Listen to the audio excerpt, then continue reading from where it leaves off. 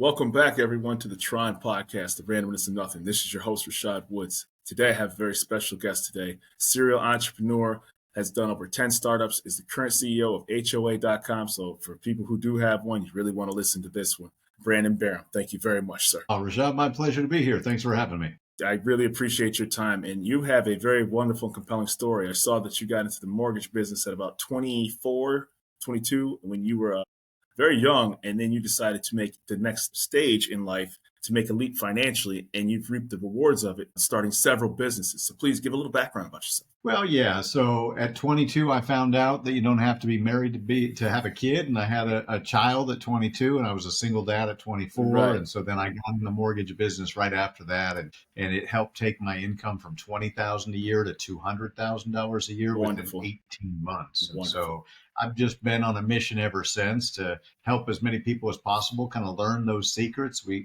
call it Raving Referrals. Mhm. So that's what I teach. I have a book series called Raving Referrals. I saw that. Yeah. And it's just all about real relationships in the real world and how do you partner with people that are already serving your perfect prospect. So from a business sense, it's about relationships and earning people's trust and becoming the solution to the challenges that their clients face. Right. And so I had a previous guest, my first guest, actually, a very successful Mm. businessman from Toronto. He said all business is serving problems for people for profit, right? And when people actually, Yeah. like, it was a very simple, and shout out to Nikki Ballou, who did that on my first episode. But when people actually get that concept, because either selling to people, referrals, it gets kind of nasty and people start to kind of feel like I don't want to say sleazy feeling, but it gets kind of, people have a bad image or a bad taste in their mouth when they think of that. When in reality, the best referrals are the ones that are consistent business, people that are known, people that provide a high value service and then become a part of your community. Yeah, we teach serve, don't sell. And I think that's where the challenge is. Like when you're talking about getting nasty, I think that's when people are in their head rather than in their heart. Right. They're focused on selling. They're focused on what am I going to get from this? Unquestionably. And that's the wrong way to approach it, right? Right. It's all about what can you give? Who can you serve? Who can you help? And when you come from that space, people can feel it. I say the last thing you want to do is stink of commission breath, right? You don't want to pitch off people so that you, as soon as you meet somebody at a networking event, you're like pitching them and it's all about what you do. Right. No. Right. Take a beat, pause, and really be curious, right? Really look to be interested rather than interesting. And when we're interested in others, we find out about the other people, we connect with them where they're at, and then we're in that service spirit. That's a very interesting analogy too, because, especially with the way social media, the way that everything's shown me, everything's got to be, up front in your face, when in reality, a skill of listening and actually intaking information is almost a lost trait, because people want to be first. They want to have, they want to make an immediate post. They want to make, even if you go on LinkedIn, right? Like, it's just like you're bombarded with, messages that people are sending to you privately. And, you're just like, yo, man, like, slow your roll a bit. Like, at least do a solid intro of how are you doing? It's the weird things, the nuances that sometimes haven't been learned. Yeah, it's all about them. Again, that's what I call pitch slapping. I get it every day in LinkedIn, like to your point, Oh my goodness. where I've never met these people. They reach out, they want to connect. I'll accept their connection request. And then before they've ever asked or offered anything about me, it's all about them and what they can do. And I'm like, okay, right. Well, I just ignore them. You have to. You have to. I think most people do. You have to. And I'm just, like I said, I'm not even, anywhere near in your stratosphere. So I can only imagine the messages that you're getting bombarded with. So just briefly, tell us a little bit about HOA.com. I was listening to a previous interview that you had with that real estate agent from South Carolina. And I love how you said you had community events, that you were trying to redefine, the stress points in people's life. And ironically, I had it completely wrong. When you said the first was, a death, and then the second one was divorce, and the third is home ownership, right? Yeah, you're talking about the three most stressful things in life. Number one, death. Number two, divorce. Number three, buying a house. Right. Yeah, absolutely. And so we're on this mission of unity through community, right? We believe that people feel more disconnected now than ever. Right. And we all want to belong. We want to feel connected. And so part of what we're doing with HOA.com is over half of all homeowners in America live in homeowner associations, but they're kind of dysfunctional, decentralized, disconnected. And so our goal is to help these families connect in the neighborhoods that they live in. We've got a tech platform. We're building kind of a Nextdoor meets Angie's List meets Zillow. And then in addition to that, we help those communities really do events that bring the neighbors together, whether it's an ice cream social, community barbecue, Right. kickball tournament. Right. We just want to help everybody connect and really get to know their neighbors and feel connected in their neighborhood. I thought that was really interesting too, because when I was listening, you were talking about the mortgage lender and the real estate agent, got that 13-year-old to bring the event together. And it was like, okay, let's just break it down to basics. Then you said nobody was on their cell phone. Everything was really, community based because, people, unfortunately, it's not like what you see on TV where people actually have time to have long conversations with the person across the street from them, get to know each other. I mean, heck, I'm guilty of it. I couldn't tell you who lives 3 doors down from me. I really couldn't. And it's not, it's sad, right? And you're just like, you find out when you come, when you go, and you never actually stop and introduce yourself. There's a skit from a well-known comedian, and he's an actor, and his name eludes me, but the whole skit was about when your doorbell rang back in the day versus when your doorbell rings now. It was right before it was a joyous occasion. Now people are like, who the heck is that, right? Right. Yeah. Yeah. No, I think it's true. I had a realtor that texted me this weekend. They were all excited because they said, we just held our first ice cream social in our community. They said, we think every kid from the neighborhood came by, right? And it was mostly moms in the photos that I saw. I'm sure there were some dads too. Right. But it just gave people a reason to come out, meet their neighbors. Right. And an event like that costs $50 or so to put it on. And this was a real estate agent. They want to become trusted in their neighborhood. Correct. They want to be known, liked, trusted, and hired. And so they use this type of event to really add value to the community. Right. And again, serve rather than sell. That's beautiful. So how did it actually go from your mortgage career to HOA.com? You obviously saw a gap in the market, right? So you clearly saw, hey, man, there's a significant gap between service. So what was the aha moment for you to start this? Well, you're talking about a time frame of 28 years. So I did 12 years in the mortgage business. And then for the last 16 years or so, I've been building platforms, technology platforms to help people come together.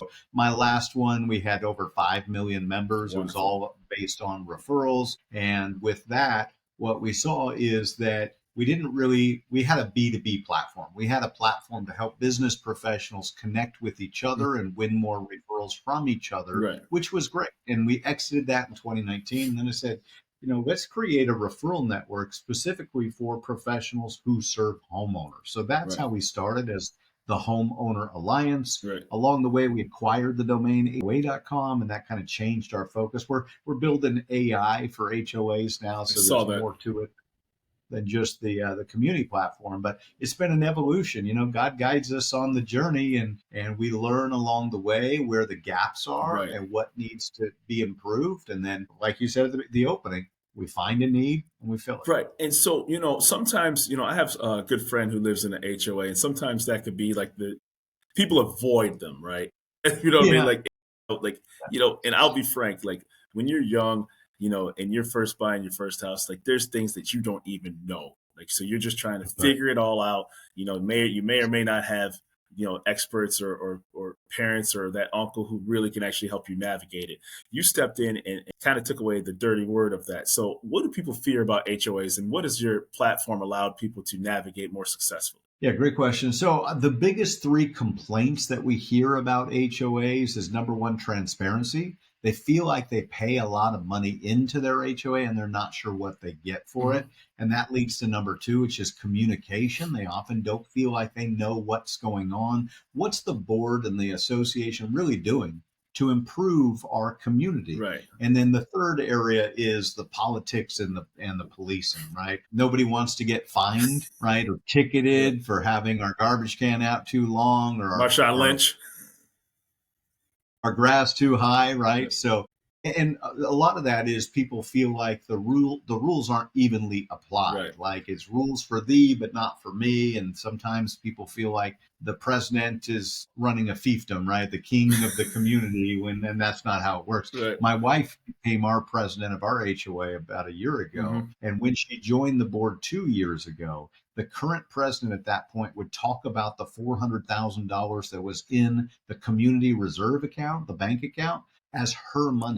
She would say, I don't want to do that with my money. It was like, lady, this isn't your bank account, right? This belongs to the neighbors, and we're doing what's in the best interest of everyone. And so those are the issues Right. that we face. What we're doing is we're on a mission to elevate and improve how HOAs manage their communities. We've got tech that we're rolling out that will automate a lot of the process and take some of the human decisions out of it, Right. where AI is giving recommendations Yes. as to what's best for the community. Hmm. And when you have that level of automation, one of the things we're doing right now is we've been testing actually taking phone calls using AI from homeowners that call in with Right. questions, and the AI is able to answer those questions, which gives the homeowners the answers they need and then reduces the workload on the board or the management company. So those are a few of the things, Beautiful. but I get excited about this, right? My passion is Right.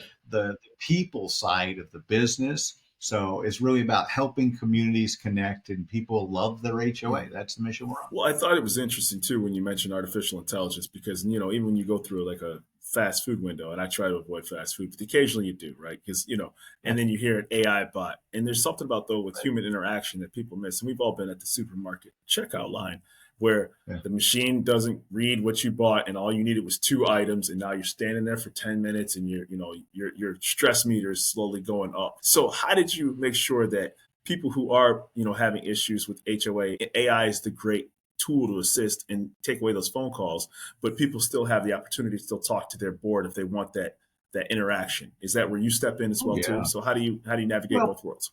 thank you. It's a great question. I think the reality is AI is still in its infancy. I built an AI platform back in 2019. That was my first Wow. experience. Back then, there was no Chat Right. GPT, there was no Right. APIs. We had to hire an IBM Watson engineer to come build out this AI technology. So I've Amazing. been in this space a long time, Yeah, and it's been incredible over the last 2.5 years since OpenAI released ChatGPT.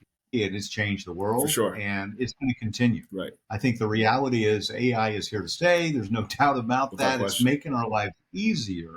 And yet, we as humans crave personal connection. Uh, And so right. that's not going away. But if we can reduce the workload and automate some of these functions, and especially access to information, Correct. then that improves the experience for everyone involved. Yeah, I think like a good example is somebody who's trying to buy, in an HOA in a neighborhood for the first time, where the rules, regulations, and bylaws of that set community. You may not want to take up and sit down if you got off work, you have small children. But like, listen, I'd rather just have that information readily available to me, so that way I know exactly what I'm coming into. And it can also help real estate professionals. I saw there's certifications that you have for people who are I can't speak on real estate at all when it comes to being a professional in that field, but I have to imagine the tools that you give them help them navigate that space with places that have more stringent rules and exclusionary policies of what you can and can't do to the property. Well, yeah, 100%. So, what we've done is we have the only certification program for real I estate saw that. agents to become certified HOA Hmm. specialists, because there's just no training out there. And we recognized, again, a gap in the marketplace where we want to help these real estate agents guide people to good neighborhoods that are well Right. managed and run, rather than mismanaged communities where people don't love their HOA. Mhm. As a real estate professional, if over half of your listings and sales are in HOAs, you need to be an expert in Right. HOAs. And so it's a 4 hour online course that Right. people go through. They watch videos, take a test, and get certified. And then we help them on the back end with the tools to really celebrate that and share their certification. And it's just really important training for agents to know. Hmm. And then a buyer or seller of a home can hire an agent with confidence, knowing that this person's taken the time to really become an expert Right. in HOAs. So here's my question. So you have satisfied customers, you have satisfied contractors and people who work in those communities, so that way they know exactly what they're walking into when they have to do repairs or other things like that. How has the board responded to your service? Obviously, you've had a very successful company, but was there any resistance when you first started this company and said they're taking control away from me? I'm getting bombarded with more questions that I didn't want to. When you talked about that example of the $400,000, where it's like we got to pivot to thinking that that's not yours, this is the community's. Yeah. Yeah, look, the reality is the people business. And so some people are going to react Mm-hmm. defensively. Typically, what happens is when they understand that we're there to help Mm-hmm. them and not replace them, then they embrace it more. And usually, what happens is that an HOA board gets introduced by somebody that is a fan, and they say, hey, we should bring HOA.com here to our community. We want Wonderful.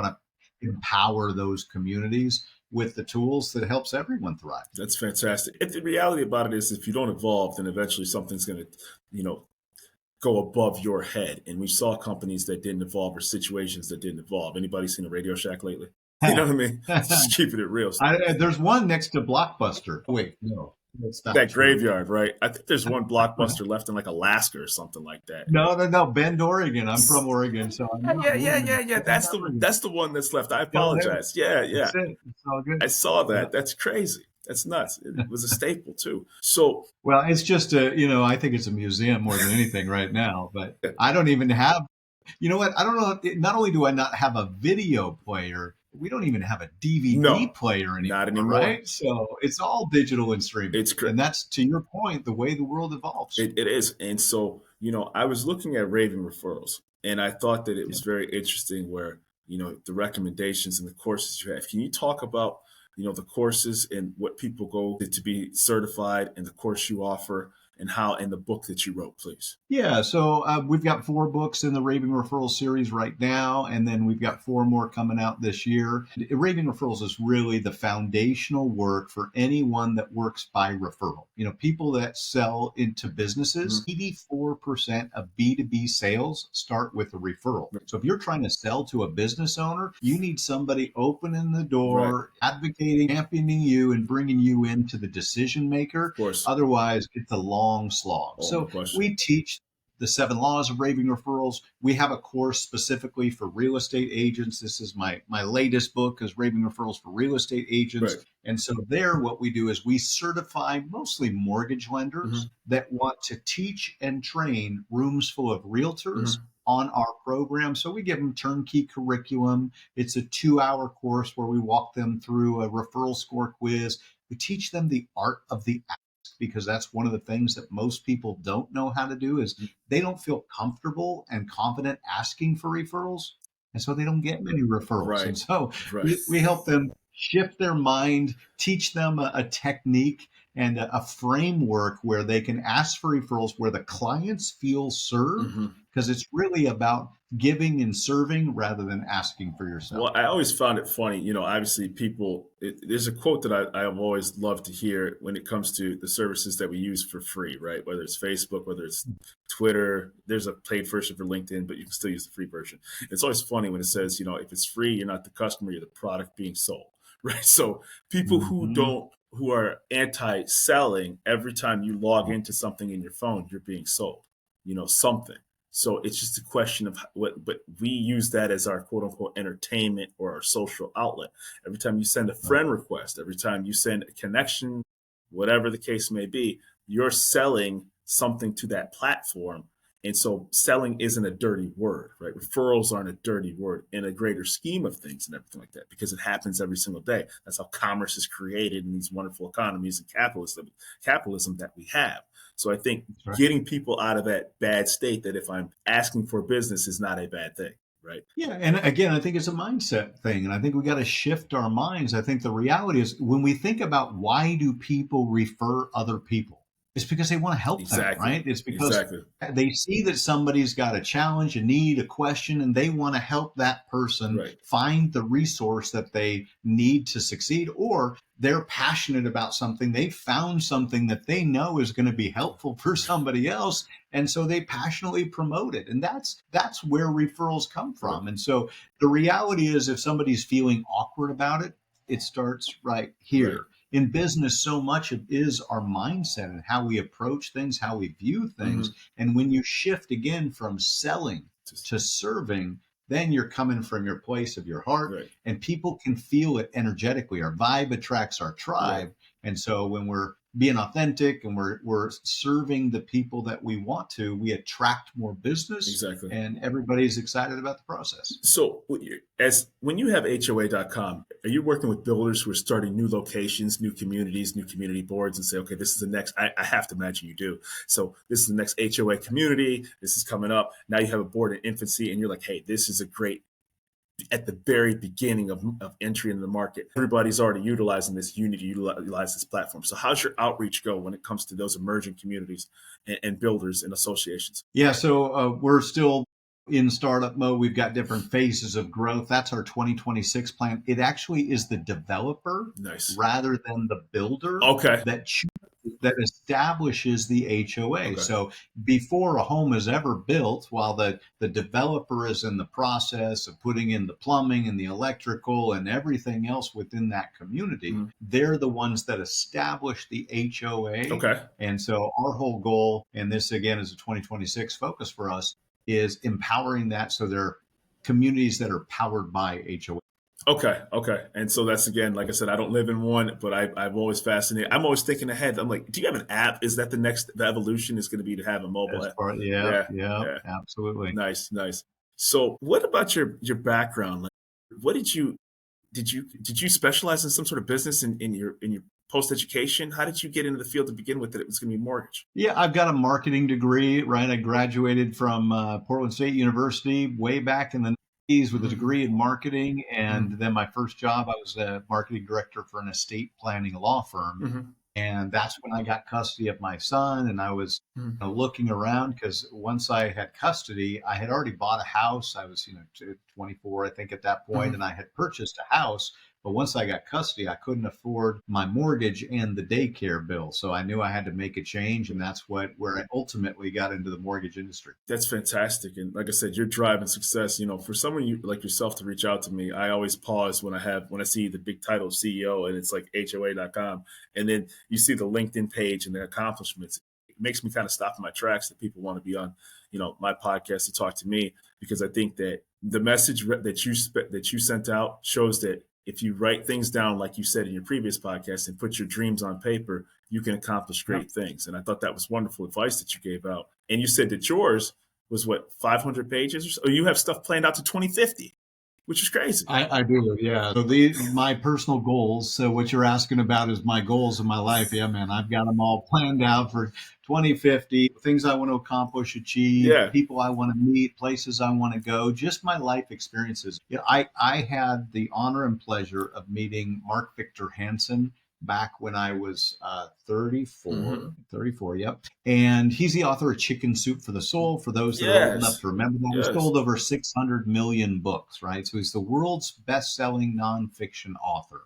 And I met Mark because I was raising money and awareness for a Christian charity back in Portland, Oregon, kind of a Doctors Without Borders. And so we needed a speaker. They asked me to find a keynote speaker for their big annual awards event. I knew a friend who knew Mark, and so I asked for a referral, and that's how I got connected to Mark. And when I brought Mark out, and he came and did 2 events for us that day, in fact, one of them was called Success with Integrity. And that was the event that I ran. So we had him speak at their event. And then I did my own event that night because the hotel was already paid for. The AV was already in place. And his VP said, if you want to do a second event, Mark won't charge any additional speaking fee. I'm like, okay, game on, let's go. We raised enough money that day to send $1.2 million in medical supplies around the world. And so it was so encouraging to me. But in both talks that Mark did, he challenged the audience to write down 101 goals. And I took that to heart. And so the next week I went to Hawaii with my wife and I wrote 338 goals. And it was really me sitting on the beach going, okay, Lord, what do you have for me? Why am I here? And what is this life that I want to do? And so I call it living life by design rather than life by default. I think most people don't have clarity. They don't have a vision for themselves. And the Bible says without vision, people suffer, right? And so if we create our life and put it down on paper as to what we want to achieve and experience, then magic happens and we accomplish things. And in that first 6 months, I met Bono, the lead singer of U2. That was one of the things I had put down on my list. And I'm like, okay, I'm going to say, if anything is possible, what would I want? 150%. Right? 150%. If you had a magic wand or a magic lamp, what would you ask for? You can do it. So put those things on paper. And then the key is you've got to have a date, right, of when you hope to plan to accomplish those things. And one of the things for me is I wanted Mark Victor Hansen to write about me in a book by May 28th, 2005. So 1 year later, right, in the next year. And I'm writing this on the beach and I'm not necessarily fully believing that it'll happen, but that's what I'm wanting, right? Exactly. I come back, I ask Mark to be my mentor. He says yes. We've now been friends, and he's been mentoring me for 21 That's years. unbelievable.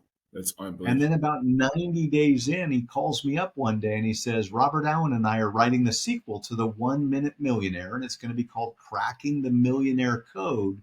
Would it be okay if we write about you? I'm like, oh, yeah, come on, here we go. And that book came out May 31st, 2005. It was 3 days off from my It's goal date unbelievable. that I had Beautiful. written down that beach. Beautiful. And from then, Rashad, I'm like, okay, wait, you mean I could ask for Right. anything? And now, right, because you got out of that space in your head, Yeah. and if you don't kick your own butt, then life will kick yours. You know what I'm saying? Mm, I'm mm. PG in that, right? Yep, yep, And the yep. reality about it is that I haven't accomplished what you've done, but I had to get out of my head to start this podcast because Yeah. it got to the point where, and I'll tell you what really inspired me, and this is really weird, is I saw a Roku special where Keanu Reeves, arguably the world's biggest movie star, had like a 10-part series where he went around the globe and he's talking to subject matter experts. One was a sculptor, one was a guy who made his own shoe brand. And regardless, and Keanu, I love Keanu Reeves, everything about the guy.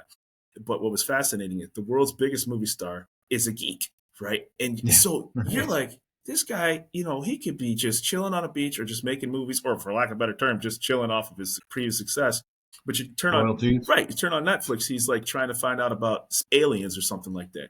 Then he's talking to a Yeah. sculptor. So at his heart, he's a curious guy. Curious. Right. And so I was like, man, you know what? I'm not Keanu Reeves, but I'm curious. Right. Yeah. So Yeah. I can't create an HOA.com. I've told multiple guests this. I can't do what you all do but my Mm. passion lies elsewhere. But the one thing I can Right. do is try to pick your brain and take those nuggets of success and say, how can I apply that to this? And then it becomes organic and it becomes authentic and it doesn't become something Absolutely. that you know, hey, Brandon, can I get you on the show because I really just want to get publicity? No, I really want to talk about your career and what you've Right. accomplished to talk to people to make something successful. So when they're driving in their car or when they're sitting in their kitchen, they can do it too. Absolutely. And podcasting is one of the things that we teach in the Raving Referral system. There's 21 different co-marketing Wow. campaigns. How do we come together and help each other? And this was really, years ago before the proliferation of podcasts. But the beauty is you as a host get access to people that you wouldn't Never, ordinarily meet, never would. Never would. and you learn from people, and you're able to soak up all this words of wisdom that would take you years to gain otherwise. And you allow people like me to share our message. My personal mission is to uplift, inspire, and empower every person on the planet. Right. That's why I do these podcast interviews. Is I want to inspire people. If you're listening right now, I hope that you listen and you take Right. action. The biggest thing is most people listen and they don't take Right. action. But if you take action and you go after your dreams, you can accomplish anything. And so I appreciate people like you that are out there taking the time to lead. And we talked about this pre-show, right? Leadership is so Right. important these days. Right. And I think there's so much apathy out there where everybody's, not everyone, excuse Right. me, let me correct that. A lot of people are sitting back, allowing others to lead rather than getting in the arena. Yep. And that's where I honor people like you. I'm grateful for you doing this because it allows me to share my message, and hopefully together we can impact a lot more people. I'm very honored about that. And, just briefly, it's also because people get jaded, right? Because I promise you, usually some of the highest viewing videos, it sometimes are not the person that sang a wonderful national anthem, or it's sometimes somebody who tripped and fell. And it's a funny, right? So Yeah. we gravitate towards things that sometimes bring us misery, right? And you have to really train your mind to navigate towards things that are positive and uplifting that make you happy and Absolutely. work towards good things. Because when you do that, being here, every person that I've talked to on this podcast, I've never had the quote unquote whining festival from successful people. You know what I No, mean? no, They're no. not up.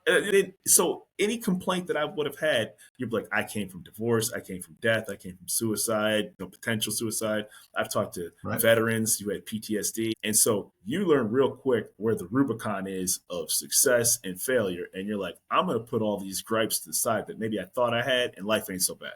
You know what I mean? It's all perspective. It's how you look at it, right? My wife likes to say we're all bruised fruit with the good side up, Beautiful. meaning that we present our best selves to the world. And I think you talked about social Yeah, media earlier, and that's so true, right? We're always showing the best parts of our lives. But here's the thing, in any situation, you have a choice. absolutely. You get to choose how you react and respond to whatever life event comes at you. Yep. And you can either choose that it's being done to you or being done for you, Yep. right? Yep. We can either be, oh, man, this is happening to me, and you can think about the negative implications of that, or you can be curious, like you talked about earlier, and man, I wonder what God's got planned here. I can't wait to see how this all turns You out. know, and exactly the thing is about it is, you know, I think, and that's obviously another avenue to go down, but it's just like that's why I enjoy talking to people like yourself. You know, you're a CEO of multiple, you know, of a current company, serial entrepreneur, and here you are taking your time out to tell others that the message is out there. The secret sauce for success is being shared by multiple people. The question is not whether or not you're going to complain or whether you're going to take the nuggets that they're giving for free and start to work your mind in that direction. And I think that's why one of the reasons I created the show was to, Yeah. for lack of a better term, kick my own butt and listen to successful people because maybe I have some habits I need to kick.